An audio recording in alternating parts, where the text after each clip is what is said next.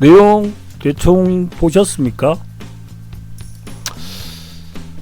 오늘은 어제 뭐 어디 글을 보다가 이런 사연을 봤는데, 아, 이거 집집마다 다 있는 일들이지, 갈등이고. 뭐 요약을 하자면은 이제 남매가 있는데 딸이 장녀겠지요. 집안일, 그리고 또 엄마나 아버지가 갖고 있는 어떤 스트레스를 장녀에게 좀 전가를 많이 하는 상황이고, 그리고 또 아들이랍시고 또 아픈 손가락이라고 모든 일을 딸에게 다 떠넘기는 거죠. 그래서 여기에 대해서 문제를 제기하면은 피해의식이다 이런 말만 들어오고 하다 결국에는 빵 터진 게 이제 그동안 모은 돈으로 호주 여행을 가려고 하는데 그 돈 좀 이사하는데 보태면 안 되겠냐, 그렇게 하면서 이제 빵 터졌는데 사고는 받았지만은 이게 과연 제대로 된 건가 아닌 건지 하는 그런 문제의식을 계속 갖고 있는 거죠. 근데 이걸 갖다가 이제 분석을 해보면은 이 딸에게 어떤 문제가 있는 게 아니고 이 전통적인 그 약간 좀 가부장적인 가족 구조에서 온 어떤 그런 고착된 역할 분담 구조라고 봐야 되겠죠. 쉽게 말해서 이제 아들은 좀 칠칠지 못하니까 딸이 좀 알아서 해야 된다, 뭐 그런 거라든지, 장녀니까 네가 당연히 집안일은 좀 해야 되는 거 아니냐, 그리고 또 딸에게는 말하지 못한 어떤 죄책감 같은 게 아픈 손가락이라고 이야기하잖아요. 그게 부모마다 조금씩 있을 수가 있습니다. 그래서 이제 조금 더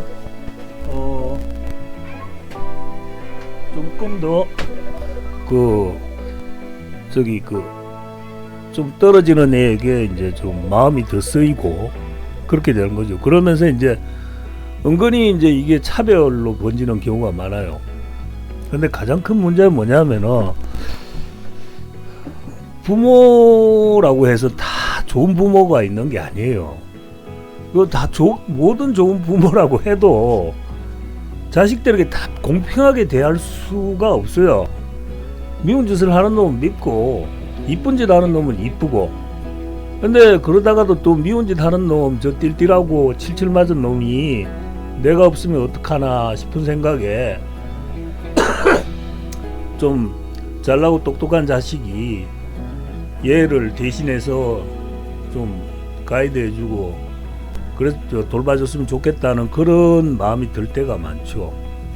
근데 그게 아무리 평등하게 대한다고 해도 그 받는 입장에서는 조금씩 차이가 있어요.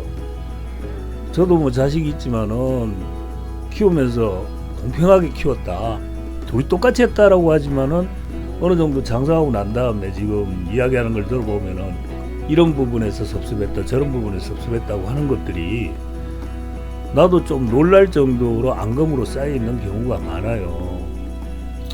그래서 이거를 갖다가 이제 정상적으로 대화를 통해서 해결할 수 있는 가정들이 있는 반면에 이렇게 원사이드하게 이렇게 나오는 집안들, 특히나 이제 자식들에게 돈을 요구하는 경우 같은 경우 이 상당히 크게 문제가 있다고 봐야 돼요.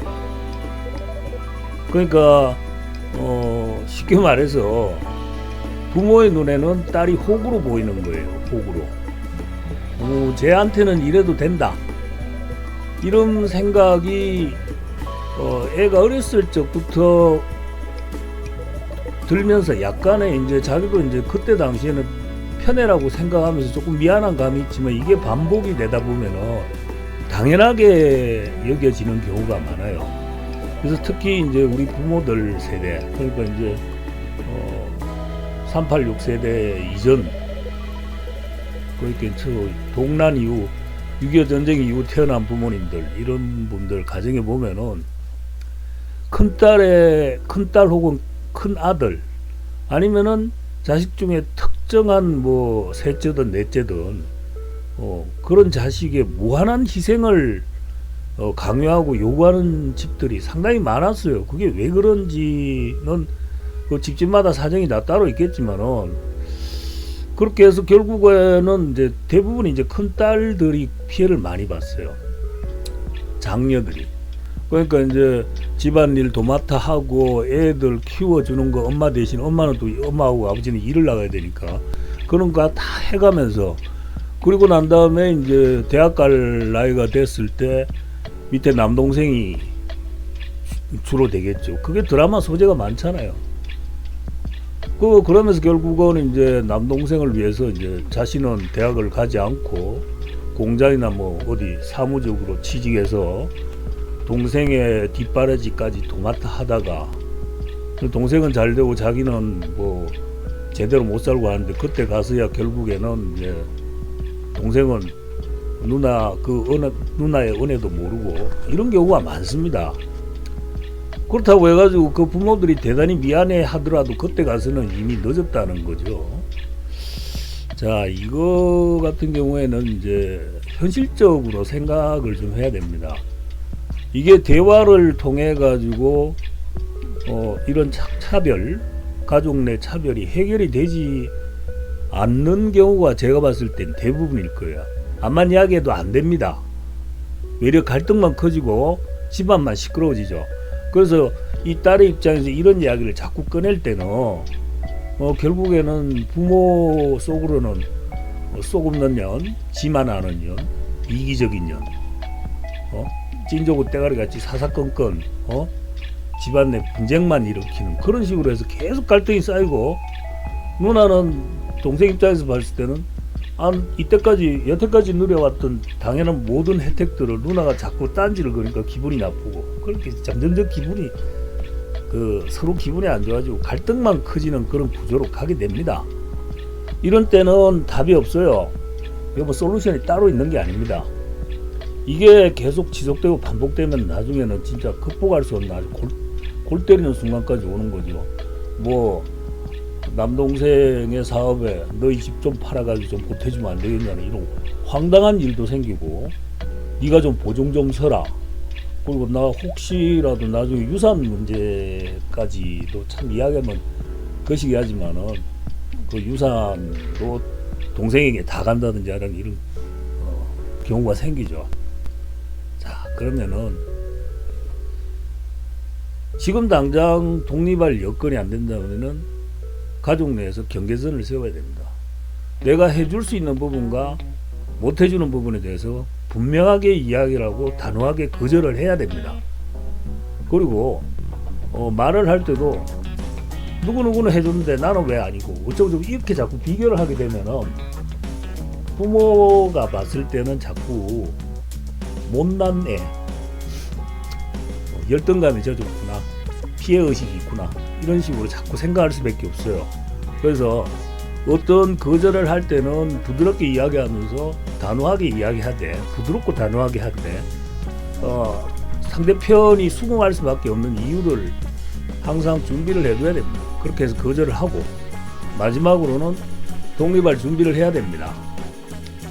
계속 같이 있어 봐봐야 이런 상황이 거의 10년 이상, 20년 이상 이렇게 지속되었다면은 이거는 해결이 안 된다고 보고, 장차 본인이 이뤄갈 가정에도 영향을 줄 수 있다라는 생각을 하고 냉정하게 독립할 준비를 해야지요.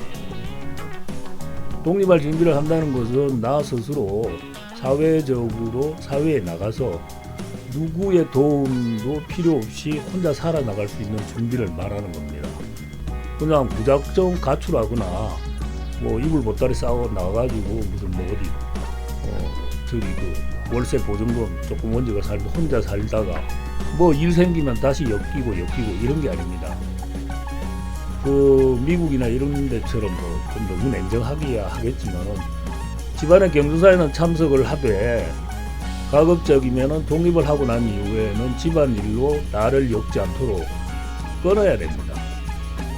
그렇지 않으면은 평생 개고생이에요. 나중에는 배우자들 그리고 자기 자식들까지 그런 차별의 흔적을 보고 상처를 입습니다.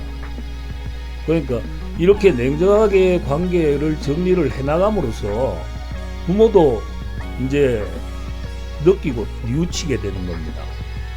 이거를 좋게 말로 해서 간에서 그 구성원으로서 계속 존재하면서 이야기를 하고 대화 그거는 진짜 대단한 말 개소리고 안 돼요. 이런 거는 단호하게 끊고 독립할 준비를 해야 됩니다. 네, 아주 어렸을 때부터 이게 조금씩 오는 경우 어린 애들한테는 어떻게 그런 애들이 이런 데다 사연 올리고 이야기할 수도 없잖아요. 결국은 부모들이 이런 사연들을 보면서 자신의 가정들을 다시 한번 되돌이켜 봐야 됩니다.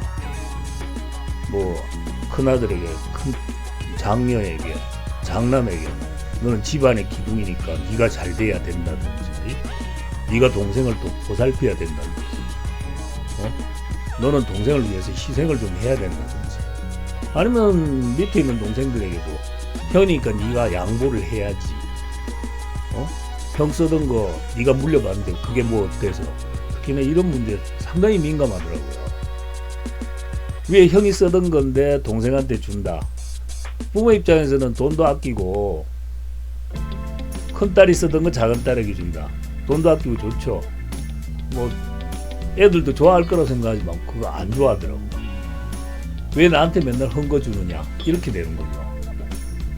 그럴 바에는 좋은 거를 한 애한테 몰아주지 말고 좋은 거를 반을 나눠서 둘에게 똑같이 가격이 다운되더라도 그렇게 해주는 게 맞는 거예요. 자식을 키우면서 이렇게 공평하게 한다는 건 참 어렵지만은 말 한마디, 행동 하나 이런 것들이 언젠가는 다 가슴 속에 가시로 bek혀가지고 나중에 이제 부모 앞에서 쏟아낼 때가 있습니다. 그 들을 때 상당히 충격이 큽니다.